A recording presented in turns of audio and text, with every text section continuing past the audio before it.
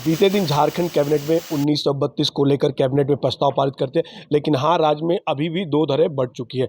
और बात करेंगे जो सहयोगी पार्टी है जेएमएम कांग्रेस पार्टी, उसमें मंत्री हो, विधायक हो, सांसद हो, नाराज चल रहे 1932 को लेके। और यहाँ तक भी कहा उन्होंने, कोल्हान में कहा, गीता सोरेन ने कहा था फर्स्ट में कि हाँ, कोल्हान जलने की भी तैयारी हो सकती है। और वो प्रभारी जी से भी मिलते हैं, फिर भी उन्होंने कहा कि अगर स्पष्ट हमें समझाया जाए तो ठीक है, नहीं तो वहाँ की जनता खासी नाराज है। हमारे साथ है सुखदेव भगत, कांग्रेस के पूर्व प्रदेश अध्यक्ष है। सुखदेव जी, आपने आज प्रेस वार्ता के माध्यम से 1932 को समझाने की कोशिश किया, लेकिन आपकी ही पार्टी, आप सहयोगी पार्टी हैं जेएमएम के, सरकार आपकी है, क्यों विधायक नाराज चल रहे हैं, मंत्री नाराज चल रहे हैं, सांसद नाराज चल रहे हैं, पूर्व मुख्यमंत्री नाराज चल रहे हैं? मैं समझता हूँ ऐसी कोई बात नहीं है। और मैं थोड़ा स्पष्ट कर दूं कि हमारे जब कैबिनेट में प्रस्ताव आया, हमारे कांग्रेस के चारों कोटे के जो मंत्री हैं उन लोगों ने समर्थन किया है। और तो और वित्त विभाग से ये संलेख पारित भी है, उनका सहमति प्राप्त है। हमारे आदरणीय अध्यक्ष राजेश ठाकुर जी, उन्होंने खुशी जाहिर किया, प्रदेश मुख्यालय में किया है।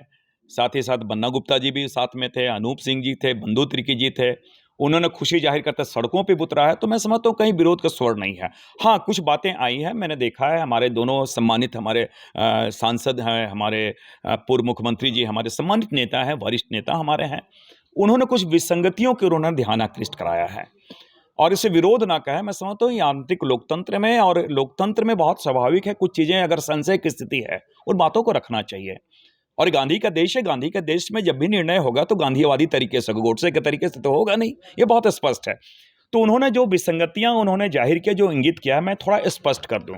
उन्होंने जो सर्वे की बात की है, 1964 की उन्होंने बातें की हैं, लेकिन जो संलेख यहाँ जो प्रस्तुत हुआ है कैबिनेट का, उन्होंने दिया है कि बहुत स्पष्ट देखा है कि 1932 के पूर्व ही जिनका नाम इंगित होगा या उनके पूर्वजों का नाम इंगित होगा, अगर नहीं है किसी जो भूमिहीन है, या फिर ऐसे लोग जो ग्राम जिसे कहा जाए वन ग्राम जो है, जिनका किसी चढ़ा नहीं है, भूमिहीन होंगे, तो ग्राम सभा के माध्यम से उनको हम दे सकते हैं, उनको उनका नाम एंट्री कर सकते हैं। कहीं पे कोई स्थिति, मैं समझता हूँ संशय की स्थिति नहीं है।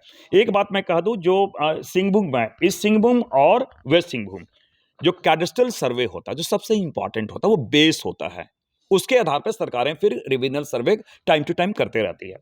जो ईस्ट सिंहभूम दालभूम, जिसे हम पुराने जमाने में कहते हैं, 1906 से लेकर 1911 तक कैडेस्ट्रल सर्वे हुआ है। और जो वेस्ट सिंहभूम कोल्हान में है, उसमें 1897 में कैडेस्ट्रल सर्वे हुआ है, और 1913 से लेकर 1919 तक फर्स्ट डिविजनल सर्वे हुआ है। तो ये सारे सर्वे हमारे पहले के भी हैं, तो इसमें संशय करने की बातें नहीं है। मैंने कहा कि उन्होंने कुछ बातों को कहा, हमारे सम्मानित नेता हैं, हमारी जब मीटिंग भी हुई तो उन्होंने उसमें ये बातें आई हैं। और थोड़ा मैं स्पष्ट कर दूं, जो कैबिनेट में निर्णय हुआ है ये संलेख है, ये प्रस्ताव पारित हुआ है, अभी विधेयक आया नहीं है। विधेयक आएगा तो विधेयक, जब भी आपको भी मालूम है संसदीय परंपराओं का, जब भी कोई बिल आता है तो बिल में आप कोई उसमें संशोधन दे सकते हैं, बिल में कुछ चीज़ों को एकोमोडेट करा सकते हैं, कैसे। लेकिन मैं आपको स्पष्ट कर दूं कि 1932 का जो खतियान है, ये झारखंडियों की पहचान है। मैं क्यों कर रहा, इससे किसी को भयभीत होने की आवश्यकता नहीं है। ये जिनके साथ मैं समझता हूं कि सैकड़ों वर्षों से जिन्होंने खनन कंपनियों के माध्यम से या किसी बड़े बड़े कारखानों के माध्यम से सिंचाई परियोजना में जिनके लाखों एकड़ जमीन, लाखों लोग जो विस्थापित हुए और डेमोग्राफी पूरा चेंज हो गया, उनको न्याय देने का पहल किया गया। आइडेंटिफिकेशन की बात है। उसी प्रकार मैं कह रहा हूं, उसी संविधान ने, इसी भारत सरकार ने आजादी के बाद एक आधार बनाया भाषा को, लिंग्विस्टिक आधार पे उन्होंने राज्यों का गठन किया 1956 में, स्टेट रीऑर्गेनाइजेशन कमिटी से के माध्यम से, राज्य पुनर्गठन आयोग के माध्यम से। उड़िया बोलने वाले मैं आ रहा हूँ, उड़िया बोलने को उड़ीसा बनाया, पंजाबी बोलने को पंजाब बनाया, तेलुगु बोलना तमिलनाडु बनाया, मराठी बोलना महाराष्ट्र बनाया। तो उन्होंने भाषा को एक आधार बनाया। हमारी हेमंत सोरेन जी के नेतृत्व में सरकार ने, इन्होंने 1932 के खतियान को आधार बनाया, क्योंकि ये कहीं न कहीं झारखंडियों की पहचान, अस्मिता से जुड़ा हुआ एक आइडेंटिफिकेशन की चीजें हैं। तो इसमें भयभीत होने की बातें कहां से आ रही हैं? सुखदेव जी, विपक्ष बीजेपी बार बार कह रहे हैं कि ये आईवास करे, जनता को भ्रमित कर रहे हैं। जो भ्रष्टाचार राज्य सरकार के अंतर्गत होती है, जनता का ध्यान भटकाने के लिए हेमंत सोरेन ने इस तरह का फैसला लिया। हाँ, हाईकोर्ट ने जब इसको खारिज कर दिया है, फिर इस तरह का लाना बिना विपक्ष को अपने पक्ष सहमति के बिना, ये तो जनता देखेगी इस चीज को लेके। मैं थोड़ा एक बात कह दूं, एक बात स्पष्ट कर दूं कि भारतीय जनता पार्टी ये मैं एक थोड़ा अधिसूचना में दिखा रहा हूँ, आप देख सकते हैं। ये सितंबर 2001 का 22 ये भारतीय जनता पार्टी का ये है। ये अधिसूचना किसकी है? भारतीय जनता पार्टी की अधिसूचना। उन्होंने खुद एक बात स्वीकार किया था कि जो बिहार सरकार को उन्होंने जो अडॉप्ट किया उसको हम भी स्वीकार करते हैं। कहने का मतलब ये है कि भारतीय जनता पार्टी आज भी नहीं चाहती कि झारखंड के जो आदिवासी हैं, यहाँ के मूल निवासी हैं, जिनकी सैकड़ों मतलब लाखों एकड़ जमीन गई है, जिनके साथ विस्थापन का दंश छलके हैं, उनको न्याय मिले। मैं इसलिए इस बात को कह रहा हूं कि ये पिछले झारखंड में जो भारतीय जनता पार्टी आजसू की सरकार थी, कोई विस्थापन आयोग नहीं बना है, रिहेबिलिटेशन कोई पॉलिसी नहीं बना, उसके बावजूद भी उन्होंने 21,01,471 एकड़ भूमि उन्होंने चिन्हित किया था लैंड बैंक के लिए, ताकि बड़े बड़े औद्योगिक घराने को ये यहाँ की जमीन जो है उनकी जमीन छीन को दी जा सके। ये सरकार क्या बात कर रही है? ये सरकार तो यहाँ से शोषण कर रही है, भारतीय जनता पार्टी आजसू की सरकार जो है। तो मैं समझता हूँ उनके तो नियत में ही खोट है। और कोई अगर हम ये कल्याणकारी राज्य कोई अगर हम कानून कोई नीति लागू करना चाह रहे हैं तो उस पर मैं समझता हूँ कुछ न कुछ आरोप लगा रही है। और उन्होंने जो जिन बातों को कहा है, मैं समझता हूँ कि कितनी बार उप समिति गठित हुई है, कितनी बार चीज़ें आई हैं, और ये एक बहुत संवेदनशील और भावनात्मक मुद्दा है जिसको हेमंत सोरेन के नेतृत्व में कांग्रेस, राजद, हेमंत सोरेन जेएमएम की सरकार ने ये इन चीज़ों को अनुमोदन किया है, मंत्रिपरिषद ने पास किया है। ये बहुत ही बधाई योग्य कदम है ये तो।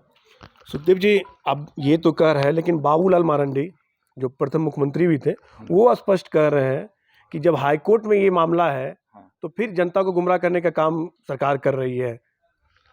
मैं एक चीज़ बता दूं मैं आपको कि हाईकोर्ट ने मामला कहाँ है? हाईकोर्ट के मामला ने क्या निष्पादन किया, मैं स्पष्ट कर दूं। WPPIL 4050/202 इसमें जो है 27/11/2000 का उन्होंने स्पष्ट निर्णय किया था।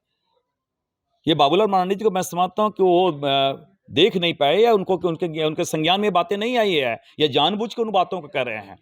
और मैं स्पष्ट कर दूं कि देखिए, मैं समझता हूं कि देखिए चीज़ों को बाबूलाल मरांडी जी अगर इन बातों को कह रहे हैं तो बाबूलाल मरांडी जी को मैं थोड़ा स्पष्ट ये भी करा दूं कि बाबूलाल मरांडी जी ने तो ये भी कहा था कि मैं कुतुब मीनार से कूद जाऊंगा लेकिन भाजपा में शामिल नहीं हो जाऊंगा। तो ये मैं समझता हूं इन चीज़ों को आप ऐसे चीज़ों को इंगित ना करें।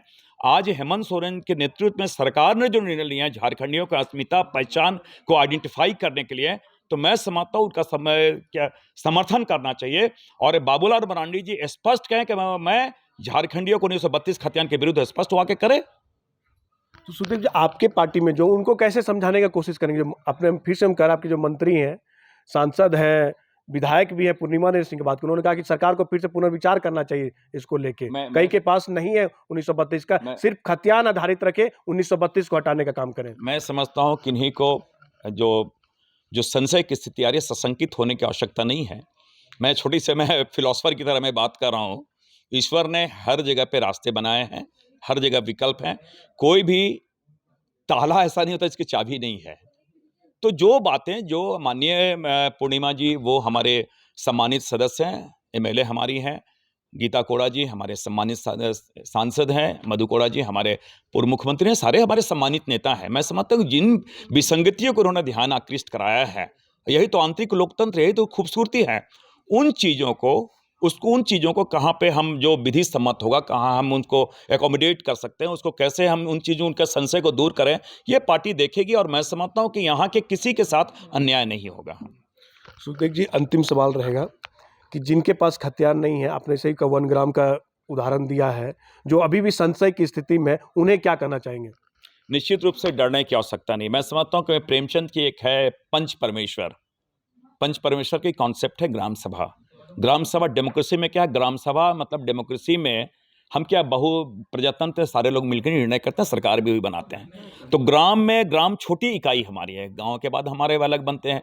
तो गांव में बैठ के लोग जो ग्राम सभा वो निर्णय करेंगे, जो हमारे वहाँ के लोग हैं कि ये इनके रीति रिवाज कैसे हैं, इनके पूर्वजों कहाँ थे नहीं थे। और मैं समझता हूँ उनके जो नीतियों का है, उनके निर्णय का हमें सम्मान करना चाहिए। और मैं समझता हूँ कि उसका विकल्प है, ग्राम सभा के माध्यम से कोई भी ना छूटेगा, उनको हम लोग एकोमोडेट करेंगे और उसका समाधान होगा। ये थे हमारे साथ झारखंड कांग्रेस के पूर्व प्रदेश अध्यक्ष सुखदेव भगत, जिन्होंने 1932 को लेके हर सवाल के उन्होंने जवाब दिया। सुखदेव भगत जी, न्यूज़ विंग से बात करने के लिए बहुत बहुत थैंक यू। जोहार।